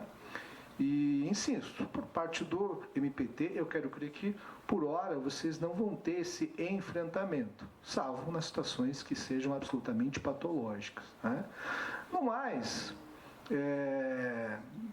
em ações individuais, inevitavelmente vai se ter esse questionamento. E as empresas têm que estar cientes disso. Né? Agora, o risco de uma reclamatória, de uma ação individual em que a empresa eventualmente tenha que devolver R$50, é muito inferior do que simplesmente partir para esse enfrentamento e dizer, olha, aqui eu não desconto nada porque eu não quero ter preocupação, enrosco, enfim, é a pior roubada. O que tem que se valorizar aqui, com todas as vênias, é o que foi deliberado na Assembleia, é o que foi depositado, é o que vocês subiram no sistema mediador. Isso é o que tem que valer. E essa, me parece, Rúbia, entre outras, uma das melhores reflexões que a gente possa fazer nessa tarde. Eu sempre brinco, eu nunca pensei que eu ia falar isso, mas, eventualmente, o negociado valendo sobre a lei não é de todo ruim, entendeu? Nesse caso, a negociação tem que prevalecer.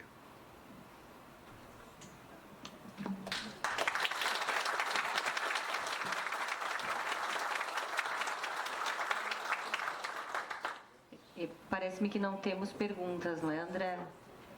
Já vou lhe passar a palavra. Só, enfim, fazendo um adendo aqui à fala do Alberto, foi discutido, foi trazido à tona na reunião da coordenadoria a preocupação, em alguns momentos, com um certo esvaziamento dos sindicatos, né? Com um afastamento dos trabalhadores do sindicato, causado, inclusive, por também outros resultados da reforma trabalhista de 2017, a desmobilização. E foi colocado que essa possibilidade de fixação da oposição no momento da Assembleia pode acabar trazendo como consequência um olhar mais atento do trabalhador para o sindicato, uma reaproximação da categoria profissional para o sindicato. Eu não sei exatamente quais são os índices que vocês costumam ter de comparecimento nas assembleias. Muito baixo, né? A sensação que eu tenho é que as pessoas nem sabem o que está acontecendo lá. Bom, quem sabe vamos usar isso como uma forma de mobilizar as pessoas. Tipo, epa, vamos lá, porque vão decidir e vai ser a hora de dizer não. E nesse momento ali pode ser uma grande oportunidade para o sindicato fazer aquelas pessoas entenderem o que é, afinal de contas, que o sindicato está fazendo. Infelizmente, existe muito desconhecimento das pessoas, sobretudo dos jovens. Aproveito aqui, inclusive, para noticiar que o Ministério Público, a Conalis, tem um outro projeto estratégico que é justamente voltado à diminuição da adesão dos jovens aos sindicatos. Eles estão indo embora, eles estão se afastando. Então, isso pode ser uma forma de atraí-los de volta. Passou a palavra a quem havia pedido, André? Nós temos 2 inscrições para manifestações, tá bom? A senhora Simone Scheck, da PP Sindicato.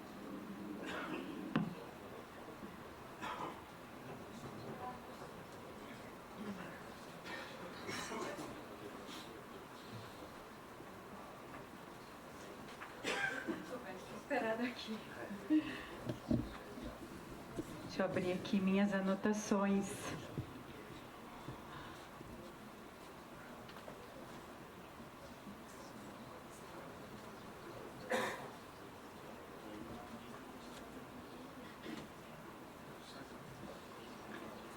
Boa tarde, doutora. Boa tarde, doutor Alberto, doutora Rúbia. Em nome da PP Sindicato, trago aqui a saudação da professora Valquíria.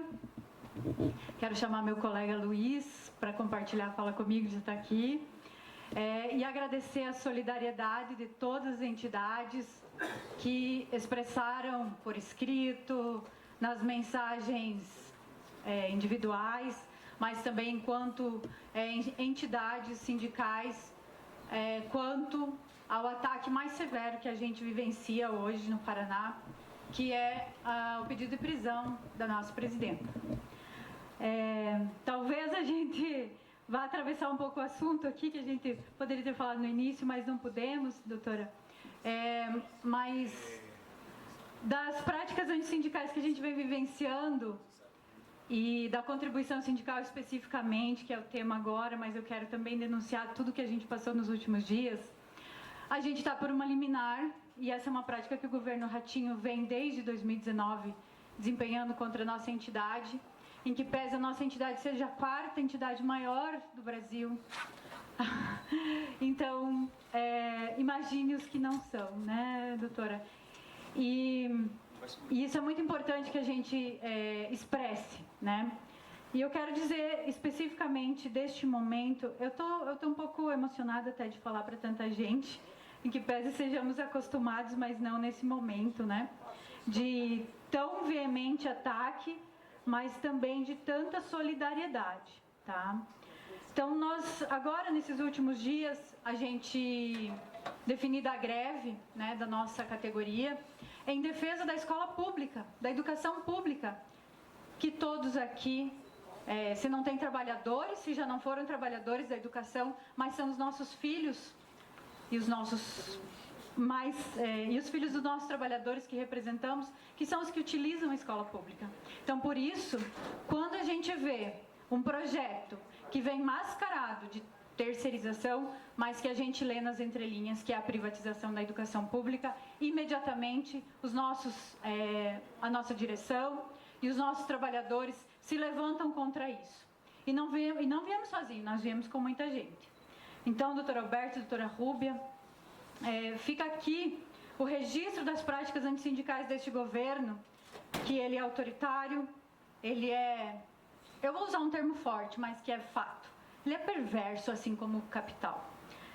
Então, as práticas sindicais contra a PP Sindicato, elas iniciaram já anteriores à greve, porque não nos foi concedida a mesa de negociação e de diálogo. Nós tivemos a ameaça de demissão, a perda de cargo, perda das aulas. Em 77 anos da nossa entidade, nunca nós tivemos uma judicialização de greve, doutora e doutora, e colegas, companheiros e companheiras de luta. Mas desta vez nós tivemos. Imaginem vocês, 77 anos, nós nascemos lá em 47, atravessamos o período militar e nunca a gente teve judicialização. Tivemos também outros ataques em outros momentos, mas agora, no período democrático, em que pese seja recente e seja curto, mas no período democrático, nós nunca tivemos um pedido de judicialização na nossa greve.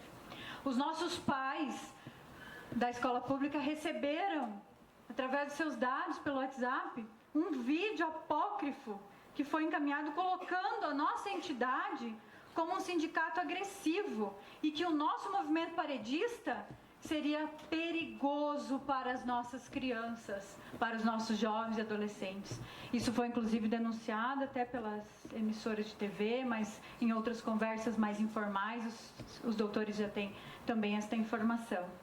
Durante a greve, companheiros e companheiras, nós tivemos o lançamento das faltas, teve a continuidade da ação judicial com o pedido de multa pessoal para a nossa presidenta, que também é, doutor Alberto e doutora Rúbia, nunca tivemos isso na nossa categoria, na nossa entidade.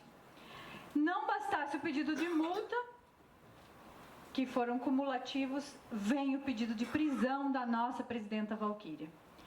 E quero trazer, e uma outra petição, inclusive chamando os grevistas de terroristas, gente. Então eu quero dizer para vocês que não basta nós vivermos o machismo estrutural, nós vemos a nossa presidenta sendo atacada também na sua condição de mulher. Porque em outros anos nós temos só 3 presidentas mulheres da PP Sindicato, a professora Valquíria é a terceira.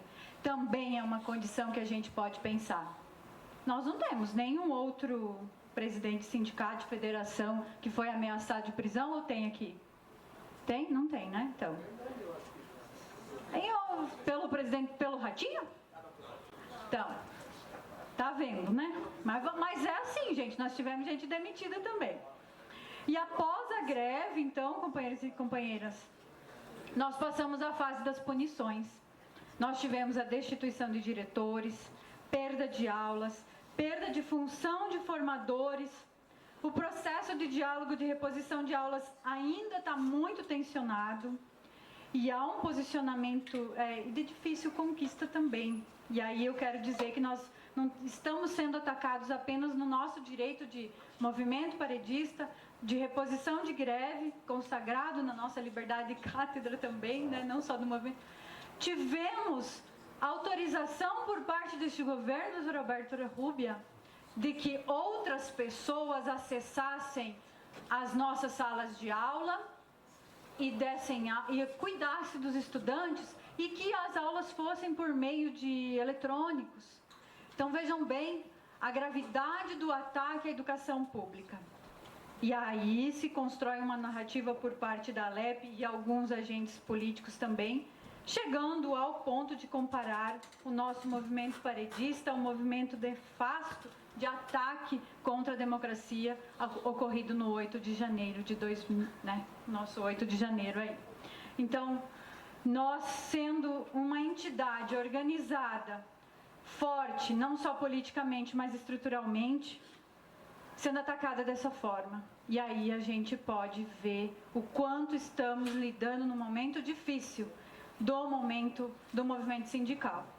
Por coincidência, doutora, hoje de manhã eu estava indo para a reunião de direção e peguei esse livro, Panorama do Sindicalismo do Brasil, que retrata uma pesquisa feita por dois grandes amigos, o Anderson Campos e o Dari Crem, pesquisadores da Unicamp, que tratam e expressam exatamente aquilo que a doutora falou, que está aqui na pesquisa, e dos nossos jovens, e como que a gente faz.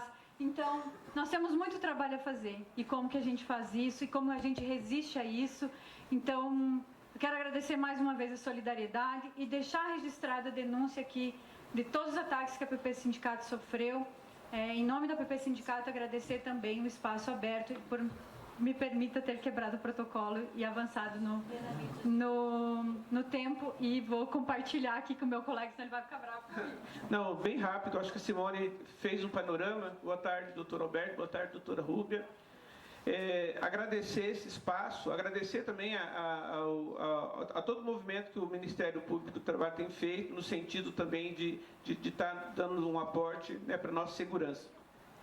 Mas a importância também desse diálogo com vocês é que, para além dessas questões internas que nós colocamos ali, que diz respeito à nossa carreira, diz respeito ao nosso trabalho, tem a ver também com o diálogo que nós vamos fazer, que nós estamos fazendo com as comunidades. Né? São mais de 200 escolas, eles diminuíram o número de escolas, seriam 300 no total, eles diminuíram, mas mesmo assim nós temos escolas espalhadas por todo o estado. E com certeza nós também somos organizados em 29 núcleos sindicais espalhados pelo Paraná, e com certeza nós vamos estar procurando os nossos sindicatos aí, estar procurando para que a gente tenha a força de agora fazer o diálogo com os pais, com a comunidade, para que a gente possa barrar isso nesse debate com a comunidade, nessa questão que é da terceirização da escola pública. Né? Todos nós, ou pelo menos a maioria de nós, tem certeza que viemos de escola pública, e a gente sabe a importância da defesa desse espaço de construção tão democrático que sempre foi, e que sempre foi o motivo da nossa luta. Nós saímos fortalecidos dessa luta justamente por conta dessa unidade que nós tivemos nesse debate com a comunidade escolar, com os estudantes e com toda a sociedade em geral. Então é por isso que a gente agradece a importância de estar nesse local, né? E a gente vai ocupando. Quando a gente não tem os espaços oficiais, a gente tem que ir formatando meio que os espaços que a gente possa discutir, e a gente agradece a atenção de vocês e esperamos contar com cada um de vocês lá nesse espaço, tá? E em cada porta de escola, porque nosso trabalho agora nós vamos fazer assim pontualmente. Olha, a escola X ela vai estar nesse processo de consulta, nós vamos estar fazendo esse trabalho diretamente ligado. E em tempos, doutor Alberto, a autodescrição, eu queria falar aqui da importância, inclusive eu estava cutucando a Simone, nós vamos ter o congresso, ela falou assim, olha, a gente precisa formalizar isso. Não é uma mera formalidade, gente, é um processo de inclusão, de diversidade para as pessoas que não têm a visão, que é muito importante, né, da gente estar fazendo a autodescrição. E eu queria aproveitar para fazer a minha, dizer que eu sou um homem negro de 58 anos, sou baixo, tenho cabelo e barba grisalha, estou usando uma camiseta marrom, uma calça preta. E é muito importante isso, que a gente também possa adotar essa prática, que tem muito a ver com os processos de inclusão que a gente vem feito e que o movimento sindical tem avançado tanto nisso, e por conta disso a gente também tem atraído todas as pessoas para a nossa luta. Muito obrigado.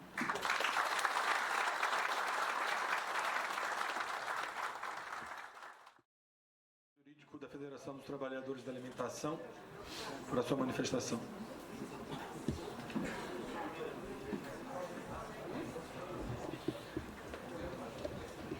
Boa tarde a todos, doutora Rúbia, doutor Alberto, demais colegas. Meu nome é Vanderlei Sartori, eu sou branco, cabelo loiro, 1,77 m, estou vestido com uma roupa azul, camisa e calça azul, e tenho barba. Minha fala, na verdade, foi dito que era para fazer um questionamento, mas eu queria também aproveitar para fazer uma denúncia de prática antissindical, que muitas vezes os companheiros sabem do que está acontecendo. Isso é colocado, essa prática antissindical é colocada nas mesas de negociação, e a gente acaba passando batido, porque é difícil fazer prova, fazer denúncia disso, né?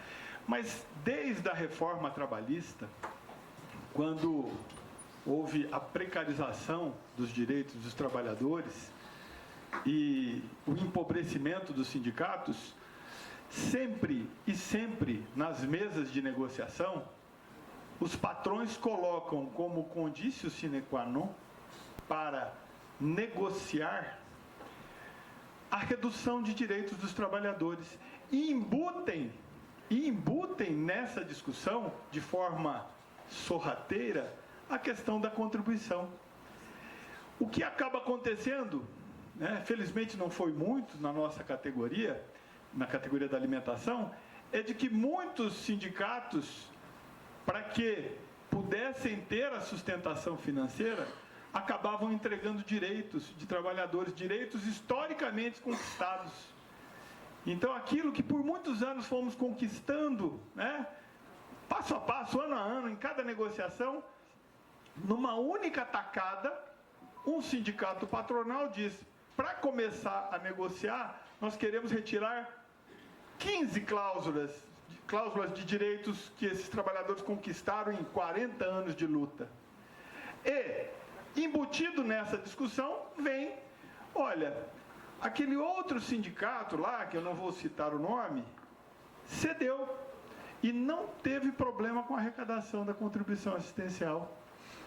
Então, busca-se, através da contribuição assistencial, que é um direito da organização dos trabalhadores, tornar os sindicatos dóceis, suscetíveis a essa chantagem, que não deveria estar embutido no processo de negociação, porque não tem nada a ver com o lado patronal.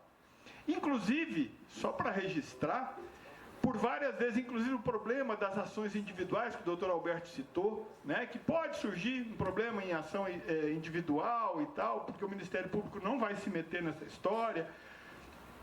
Nós sempre sugerimos a redação de uma cláusula onde a entidade sindical assume a responsabilidade de ressarcir aos cofres da empresa qualquer prejuízo que ela tenha.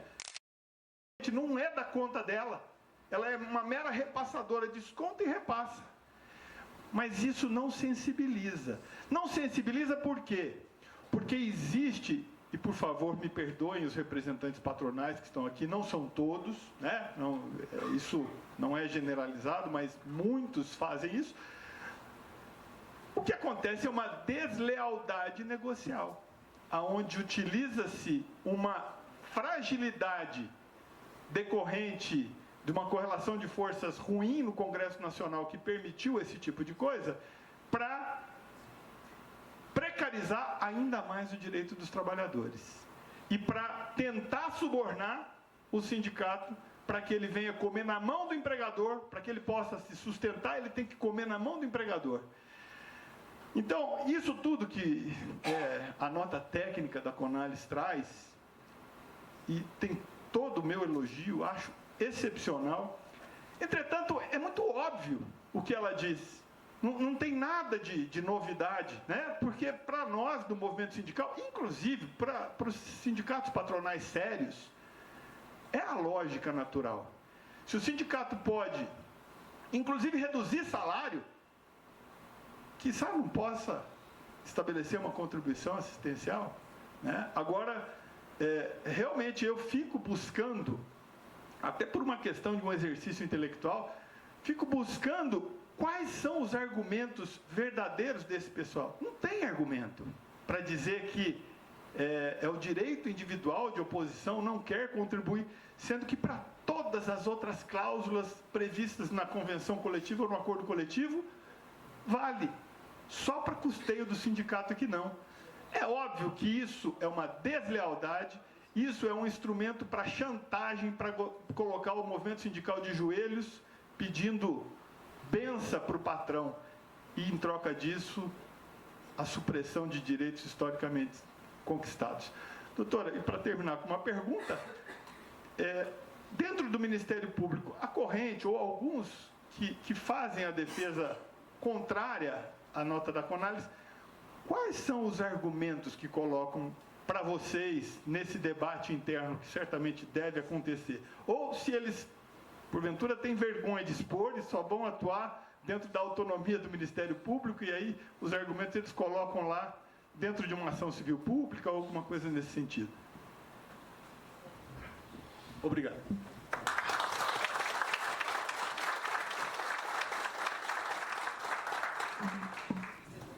Bom, quero saudar aqui os representantes da PP,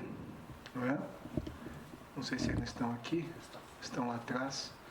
De fato, eu tenho diálogo com a APP Sindicato há vários anos, conduzi diversas mesas de mediação, e eu tenho uma grande admiração pela PP, pela capacidade de organização, de articulação, pela capacidade, Manassés, de representar todos os professores, independentemente do regime de contratação.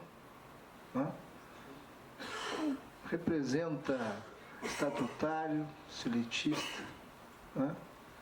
Eu digo isso, por que eu faço esse link? Porque com a terceirização que nós temos agora, inevitavelmente as entidades que representarão os trabalhadores contratados pelo Estado do Paraná para atuar nas escolas, eu quero crer que tem que manter, e certamente tem, o diálogo com a entidade que os representava, porque tem todo um know-how, um conhecimento, enfim, sabe como lidar com essas questões tão importantes. E a PP certamente está no papel dela, enfim, fazendo o diálogo que entende pertinente. Eventualmente a greve ela tem essas questões, o Estado do Paraná optou pela competência da Justiça Comum, mas é o que me parece, em que pese a multa fixada, a desembargadora relatora foi muito prudente. Eu tive acesso aos autos do processo, inclusive com relação ao pedido de prisão, que felizmente sequer foi considerado, sequer foi aventado pelo TJ do Paraná. Imagine, seria uma vergonha para o Estado do Paraná ter o dirigente sindical preso, num contexto como esse. Mas, enfim, mais uma vez manifesto aqui a minha saudação, e reiterar que o Ministério Público do Trabalho no Paraná, no âmbito da sua competência, no âmbito da sua atribuição, vai conduzir as notícias de fato apresentadas, enfim, seguindo a orientação da Procuradora do Trabalho designada. Em relação à manifestação do Sartori, veja, essa questão que você traz aí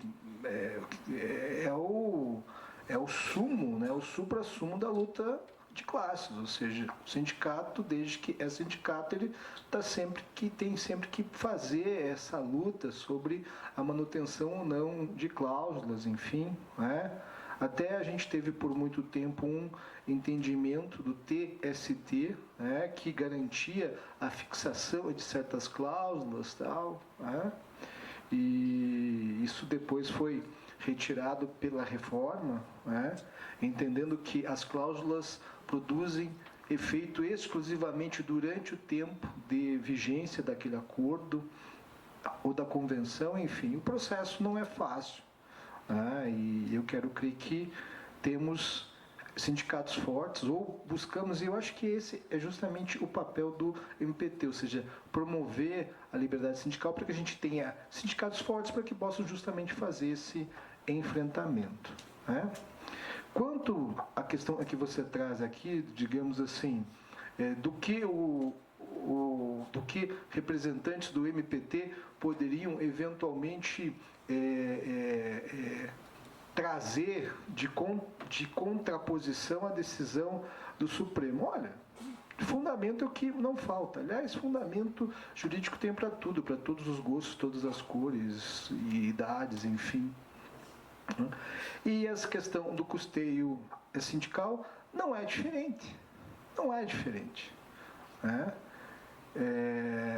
Agora, eu insisto nesse ponto. Eu acho que as entidades não devem focar nisso, ou seja, no que o procurador vai pensar no gabinete lá para eventualmente inviabilizar a fonte de custeio. Eu acho que essa é uma preocupação que vocês não têm que ter, pelo menos nesse contexto, nesse momento, né? Vocês têm que, enfim, incrementar a negociação, o diálogo social para buscar, na medida do possível, garantir acordos e condições mais justas, mais dignas, que impliquem num crescimento para aquela categoria representada, né? Em relação ao Ministério Público do Trabalho, vamos fazer esse diálogo no caso concreto, quando ele ocorrer, se ele ocorrer, né? Eu quero crer até que a nota técnica, de forma muito competente, aliás, a redação, essa minuta é de um primor, né? E falo isso sem ter participado. Eu participei dessa redação. E o texto está muito bom, está excelente, excepcional. Mas a nota técnica, inclusive, traz a menção aos TACs que estão pendurados aí, que, eventualmente, o Santos tem que ficar de olho, o Santos. Vamos rever aquele TAC lá, que tratam dessa questão de forma diferente, né? Ou seja, o Ministério Público, de forma orgânica, né, fundado no princípio da unidade, busca aqui uniformizar a sua atuação, inclusive com a possibilidade de rever termos de compromisso firmados e eventualmente acordos judiciais, né, ou até rediscutir questões que já tenham decisão transitada em julgado. No mais aqui, eu quero mais uma vez de público saudar, né, toda a coordenação do Fórum de Promoção da Liberdade Sindical do Paraná, ou seja, todas as centrais, todas as entidades que fazem parte do Fórum, entidades que foram capazes de mobilizar esse grande número de dirigentes, né? Hoje a gente teve quase que lotadas todas as nossas cadeiras aqui. E, de forma especial, agradecer a colega Rúbia, né, por, de forma muito corajosa, aceitar o desafio de lidar com essa temática que, às vezes, é tão criticada, enfim, né? E, de certa forma, isso é fruto de um certo desconhecimento.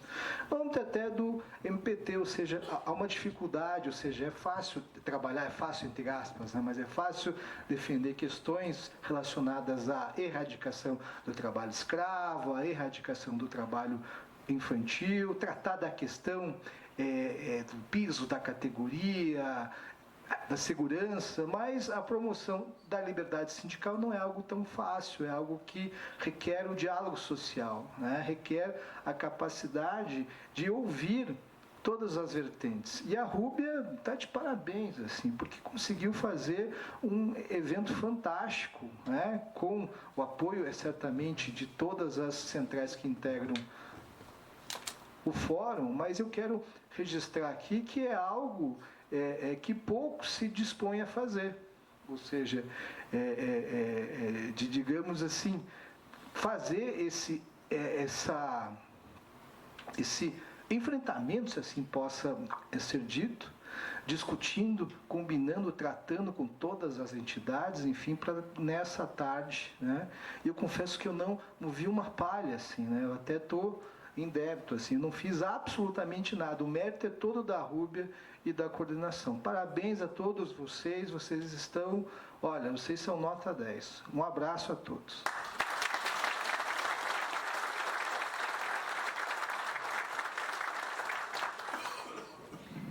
De minha parte, só agradecimentos também. Fiquei muito, muito feliz com o êxito dessas presenças, mas fiz muito pouco nesse sentido. Isso revela muita força da coordenação do fórum. Eu fiquei realmente impactada, não imaginava que nós teríamos tantas pessoas aqui hoje. E gostaria que as senhoras e senhores contassem comigo daqui para frente. E tenho certeza de que eu sempre me socorrerei do Alberto, meu mentor na área sindical, e que eu tenho um prazer muito, muito grande de participar disso. É algo que realmente me faz gostar ainda mais do meu trabalho e respeitar ainda mais a instituição que eu integro. Meu muitíssimo obrigada a todos. Diga, Sandro, queres fazer uma atividade do dia? Precisamos confirmar uma coisinha, então não vou. É que nós estamos pensando numa outra atividade. Aproveito aqui, então, já finalizando, já feitos os agradecimentos.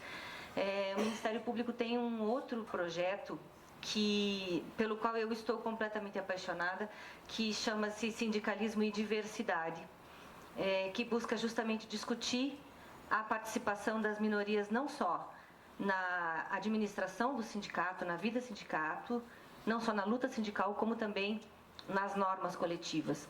E nós estamos querendo organizar um evento para começar essa discussão. Eu só não sei, Sandro, se nós vamos conseguir ainda em junho, porque nós precisamos contar com a presença de colegas que são verdadeiras pérolas, que vai ser muito bom poder contar com elas. Doutora Virgínia, doutora Cristiane, doutora Mariane. E então, talvez não consigamos fazer no dia 20, mas faremos e prometo que todos e todas serão convidados. Muito obrigada, gente. Boa tarde.